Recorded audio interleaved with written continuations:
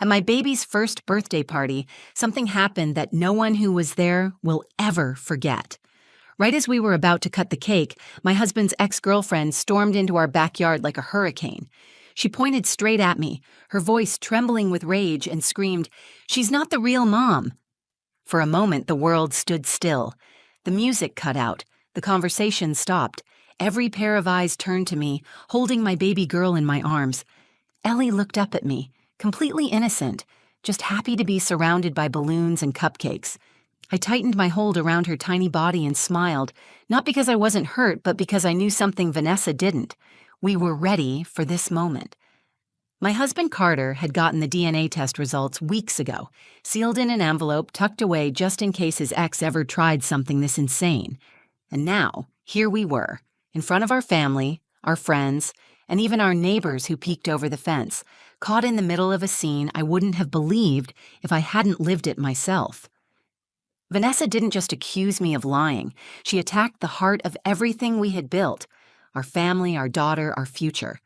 But what she didn't realize was that we had the truth in our hands. Carter didn't hesitate. He turned, walked inside, and came back holding that envelope like it was a loaded weapon. My heart pounded so hard I thought I could hear it echoing off the walls of our house. Everyone was dead silent. I could see my mom gripping the side of a table, white-knuckled. My sister wiped a tear off her cheek. My best friend, Rachel, mouthed, "Are you okay?" across the yard. I nodded, but inside, I was boiling. Carter stood in the center of the backyard. He looked at me first, locking eyes with me like he was trying to give me every ounce of strength he had. Then he looked at Vanessa. His voice was steady, but there was an anger in it I had never heard before. He opened the envelope and pulled out the document. He didn't waste time, didn't try to soften it. He read it out loud for everyone to hear. Paternity probability, 99.9999%. Carter Hart is the biological father of Ellie Hart. I felt my knees go weak, not because I doubted, but because hearing it out loud was like a full-body confirmation that love, truth, and family always win in the end. Vanessa's face drained of color. She stumbled backward like she'd been slapped. No one said a word, not a gasp, not a whisper, just the sound of the paper fluttering in Carter's hand and Vanessa's shaky breathing. She turned and ran straight out the gate, down the sidewalk and out of our lives for good. And me? I kissed the top of Ellie's head and smiled wider than I had all day. Because no matter what lies someone tried to throw at us, we had the truth, and it was stronger than any scream, any accusation, any bitterness clinging to the past. That day was supposed to be about Ellie, and it still was. We sang her happy birthday, we ate cake, we danced on the grass. We celebrated the miracle that was our daughter and the family we fought to protect. But I'll never forget the moment Vanessa tried to tear it all apart, and how, standing there under the afternoon sun, holding my daughter close, I realized she could never touch what we had, not even close. The morning of Ellie's first birthday started with sunlight pouring through our bedroom windows. Carter was already awake, sitting at the edge of the bed, watching Ellie babble and giggle in her crib. I stood there for a moment, taking it all in. This was everything I had ever wanted. We had worked so hard to get here. The pregnancy had not been easy. There were moments I had cried myself to sleep, terrified we would lose her. There were nights Carter would just hold me, saying nothing, knowing words would never be enough. When Ellie was finally placed in my arms, tiny and perfect, it felt like a lifetime of prayers had been answered all at once. I poured all that love into planning her first birthday. I wanted it to be beautiful, a day she might not remember, but one that would be captured in photos and videos forever. A day that said, "You are loved. You are celebrated. You are ours." We spent the morning setting up our backyard. Carter hung pastel-colored balloons along the fence, while I arranged tiny cupcakes shaped like flowers on the tables. My mom arrived early with her famous homemade lemonade. She bustled around the kitchen, humming to herself, while my sister Rachel helped me set up the candy station. Carter's dad, Henry, manned the grill with my Uncle Tony, arguing over the best way to flip a burger.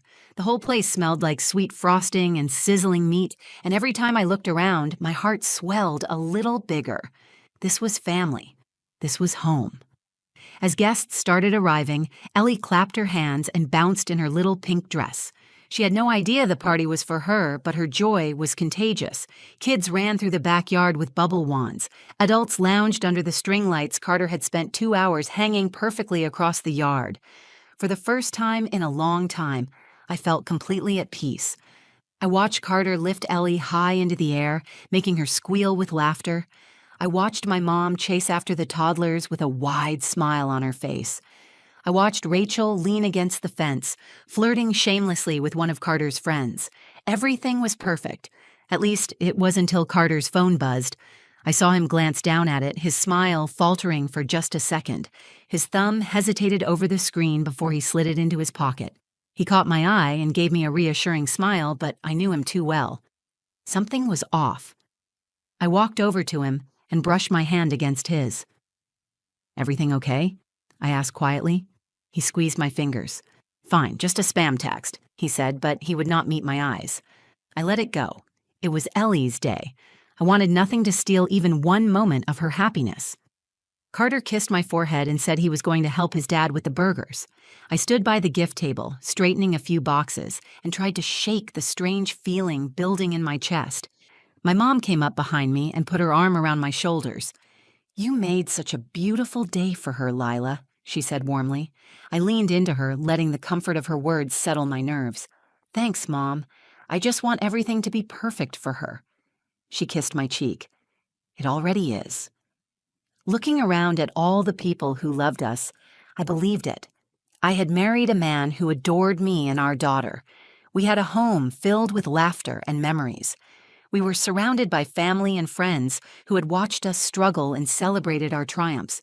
Whatever had made Carter hesitate, whatever little ripple had passed through him when he saw that text, it could not touch what we had built. It could not touch the life we had fought to create for Ellie. I was sure of it.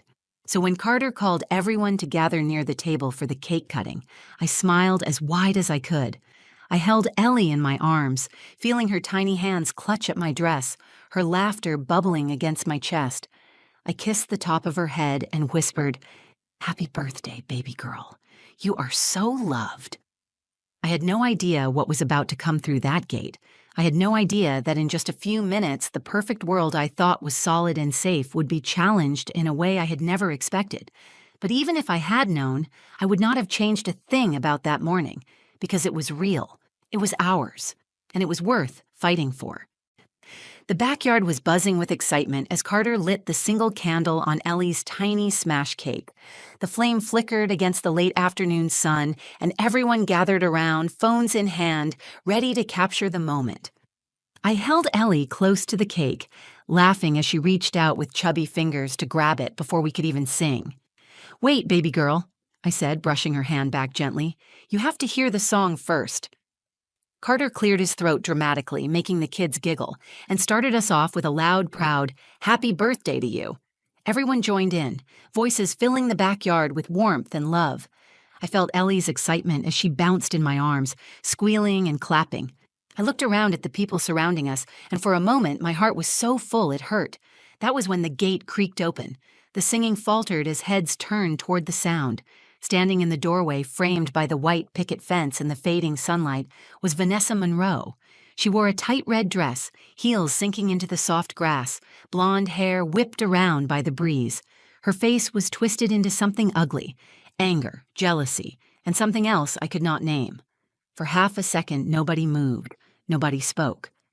Then Vanessa raised her arm and pointed straight at me. Her voice sliced through the silence. "She's not the real mom. She's a fraud, and all of you are falling for it." A stunned gasp rippled through the crowd. I felt Ellie tense in my arms. Carter moved toward me instantly, but I stood frozen, heart slamming against my ribs. Vanessa marched forward, ignoring the dozens of eyes trained on her. "Ask them!" she screamed. "Ask them about the DNA test. They are hiding the truth.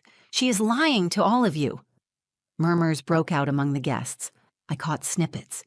"Is she serious? What is she talking about? That poor baby." My mom stepped forward, trying to block Vanessa's path. "You need to leave before you embarrass yourself any more than you already have," she said, her voice low and firm. Vanessa laughed, a high, cracked sound that sent chills down my spine. "Oh, I'm embarrassing myself. I'm trying to save you from being conned by a homewrecker." Carter's face was like stone. He stood tall, shoulders back, radiating a quiet fury I had rarely seen. He held out his hand to me.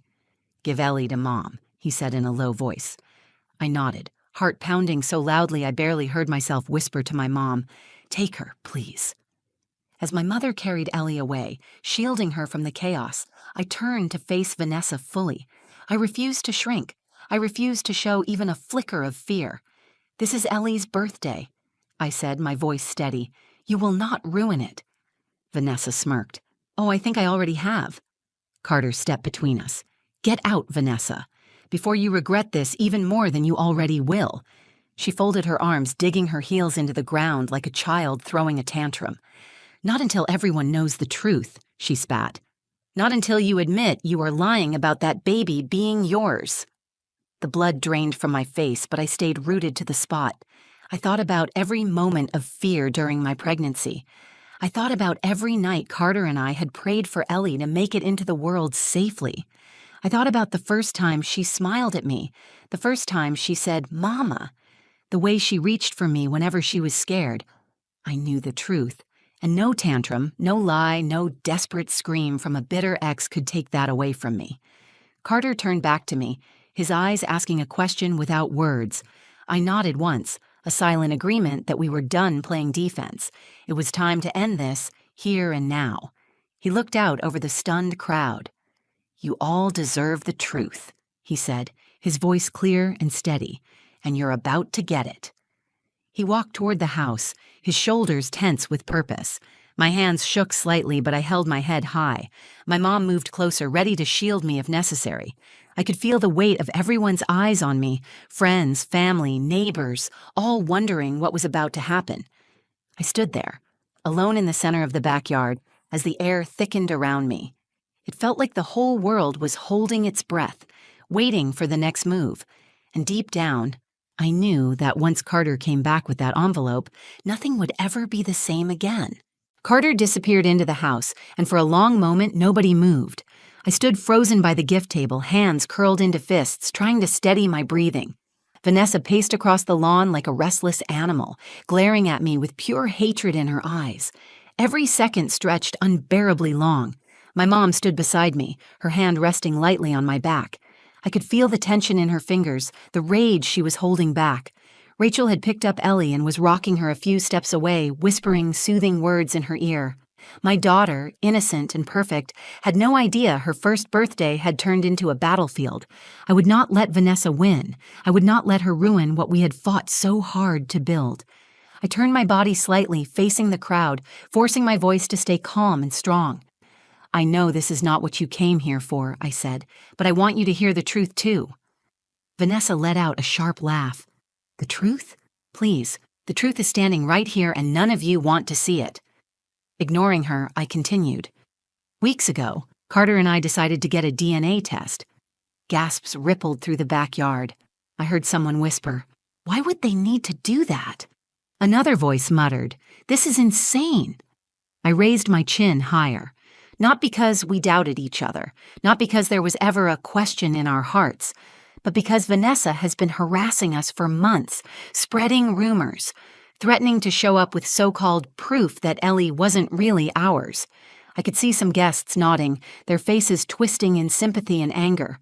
Others looked shocked, as if the idea that someone would attack a baby's place in a family was too cruel to imagine.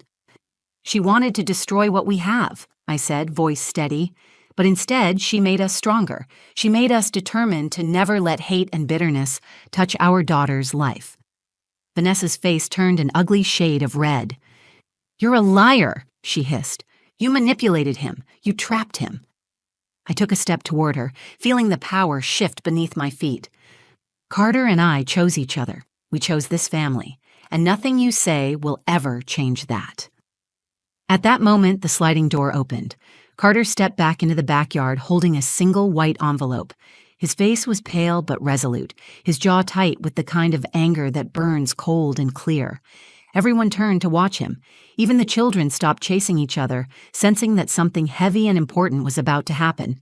He walked straight to me, handing me the envelope first. His fingers brushed mine, a silent message of solidarity and trust. I looked down at it, feeling its weight, then looked back up at him. "Are you sure?" he asked quietly, his voice meant only for me. "I'm sure," I said. He turned to face the crowd, holding the envelope up for everyone to see. "For anyone who doubts," Carter said, loud enough for every guest to hear, "this envelope contains the DNA test results confirming that I am Ellie's biological father. We never wanted to have to share something so personal. But after today, after what Vanessa has done, we will not let one more lie be spoken about our family." Vanessa's smile faltered. Her arms, once folded defiantly, now hung stiff at her sides. I caught the flicker of fear in her eyes, the dawning realization that her plan was unraveling faster than she could stop it. Carter tore open the envelope, pulling out the papers inside. He scanned them briefly, then lifted his head. He began to read, his voice firm and clear. No anger now, just truth. Paternity analysis result. 99.9999% probability. Carter Hart is the biological father of Ellie Hart. The words echoed in the heavy silence. For a moment, nobody reacted. Then I heard my mother let out a shaky breath. Someone clapped once, hesitantly, and then others joined in, the sound growing louder until it filled the backyard. Vanessa stood frozen, her mouth opening and closing like she wanted to scream, but could not find the words. Her face crumpled, twisted with rage and humiliation. Carter turned to her one last time. "Leave," he said. His voice was low, final, unarguable. "And do not come back." Vanessa stumbled back, bumping into a table, knocking over a vase of pink flowers. She turned and fled through the gate without another word. I watched her go, feeling a fierce surge of pride and relief. I reached for Carter's hand, and he squeezed mine tightly. The truth had won, and we had done it together. The gate slammed shut behind Vanessa with a sharp crack that seemed to break the heavy tension hanging over the backyard. I stood there for a moment, gripping Carter's hand so tightly my knuckles turned white. I felt the weight of the last few minutes settle onto my shoulders and then slip away like a heavy coat being shrugged off. The truth was out. The lies were dead. Carter turned to face me fully, his eyes scanning my face, as if making sure I was really standing there, whole and unharmed. I smiled at him, a real smile this time, full of gratitude, full of love, full of something fierce that had been tempered and forged through fire. He pulled me into his arms, holding me so tightly I could barely breathe. I pressed my face into his chest, feeling his heart pounding against my cheek. All around us, our friends and family started clapping again, louder now, stronger, not for the drama that had unfolded, but for the strength that had been shown. My mom came over with Ellie in her arms.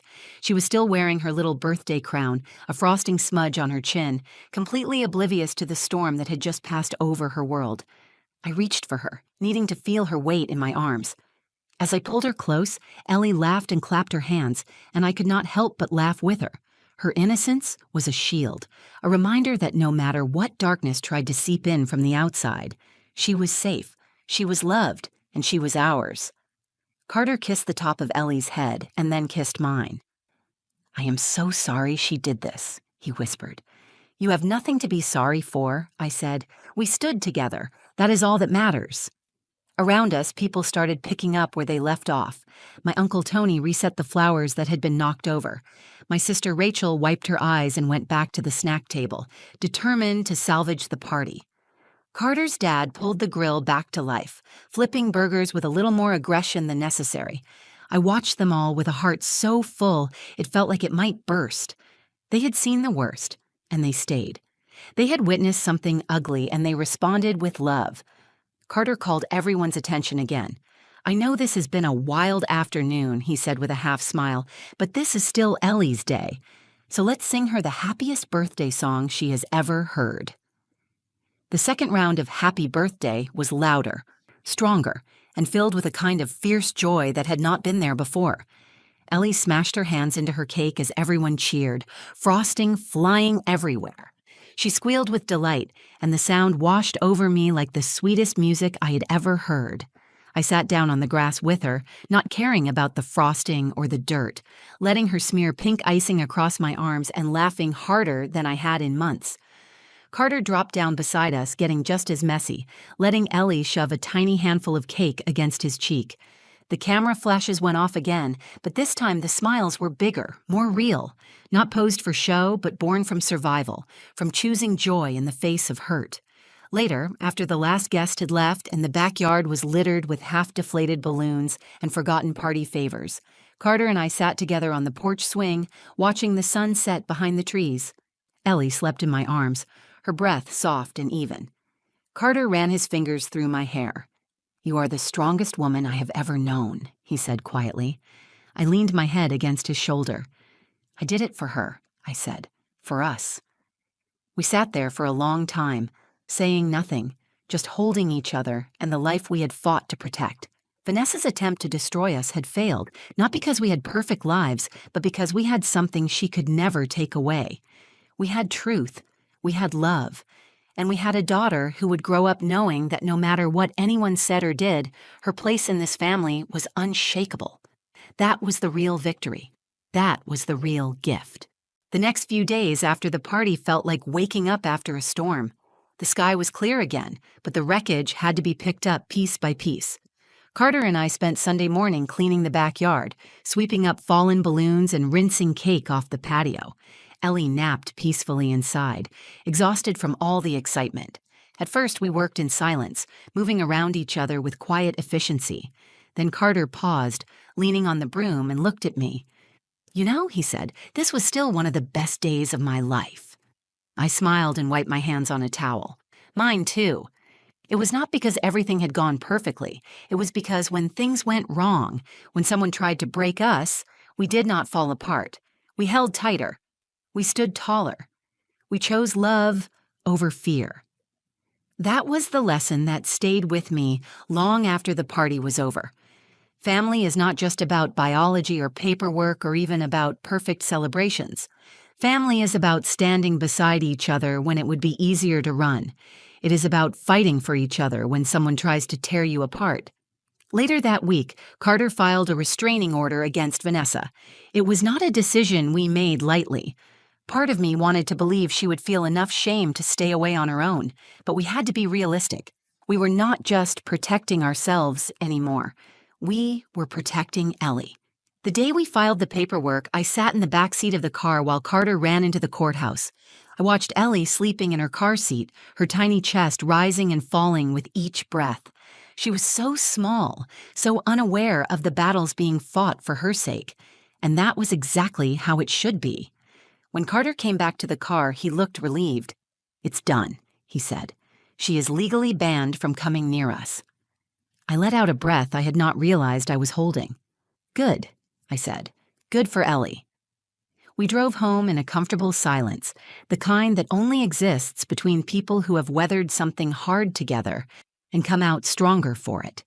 In the weeks that followed, life settled back into a new kind of normal. We took Ellie to the park, watched her take her first wobbly steps, heard her babble her first real sentences. Her laughter filled every corner of the house, bright and fearless. And through it all, I felt something new growing inside me. Not anger, not fear, strength. I realized that being a mother was not about proving myself to anyone else. It was about the quiet moments, the late nights, the early mornings, the endless hours of love and care and patience. It was about the bond that no piece of paper, no screaming accusation, and no twisted lie could ever undo. Sometimes I thought about Vanessa. I wondered if she ever felt the weight of what she had tried to do. I wondered if she ever regretted it. But I learned to let those thoughts drift away like smoke. She was part of our past, not our future. One evening, as Carter and I tucked Ellie into bed, I looked around her little room.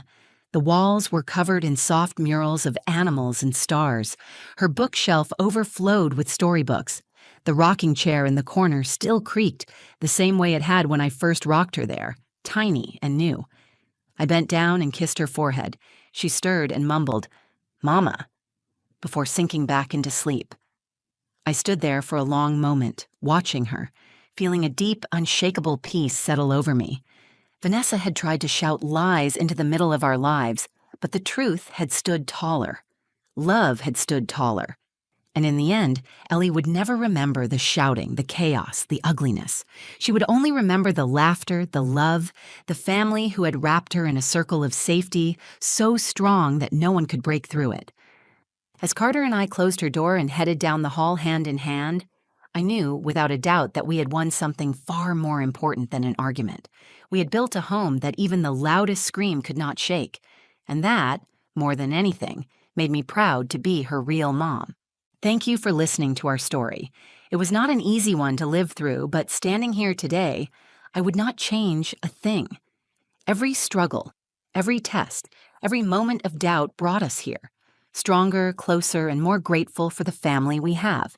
If you believe in the power of truth, love, and standing up for your family no matter what, please give this video a thumbs up. It really helps more people find our story. Share it with someone who might need a reminder that love always wins. I would love to hear your thoughts too. Tell me in the comments what you would have done if you were in my shoes. I read every single one, and your support means the world to me. And if you want to hear more real, powerful stories like this, make sure you subscribe to the channel and turn on notifications. There is so much more to come, and I cannot wait to share it with you. Thanks again for being part of our little family today. Stay strong, stay kind, and never forget, your truth is always worth fighting for.